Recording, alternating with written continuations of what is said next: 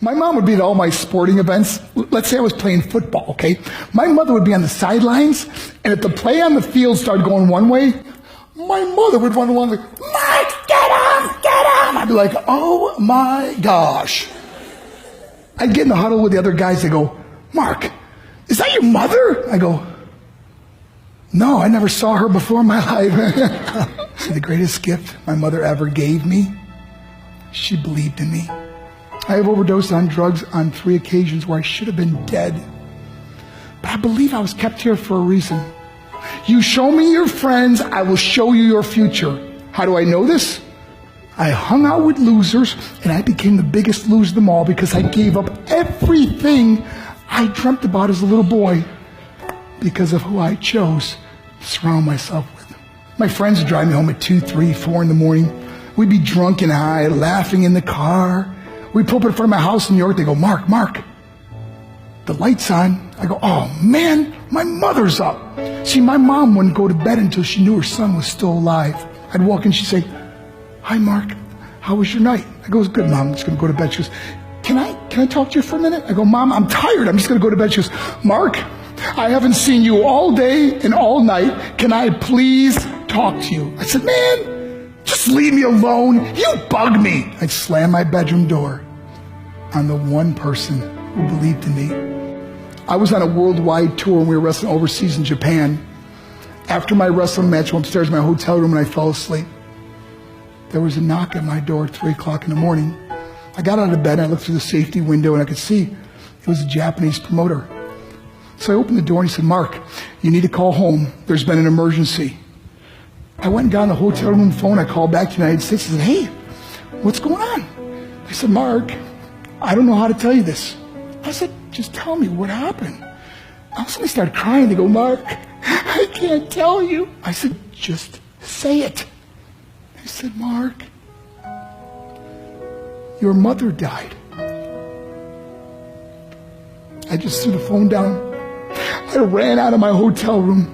I took the elevator to the lobby, and when the doors opened up, I just ran out into the street. I mean, there was no cars, there was no people. It was 3 o'clock in the morning.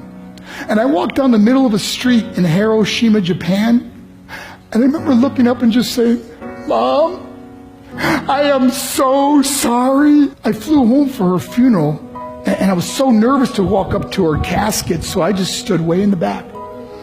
And I kept looking from a distance. I kept thinking to myself, Mom, please wake up.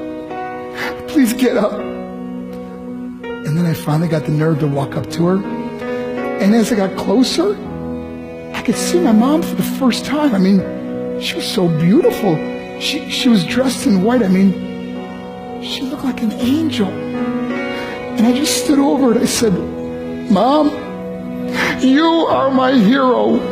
Everything I am, everything I hope to be was because of you. You loved me so much. You gave me a life. You're the only one that ever believed in me. How did I repay her? By getting drunk? By getting high? By getting stupid? By hanging out with losers? For what?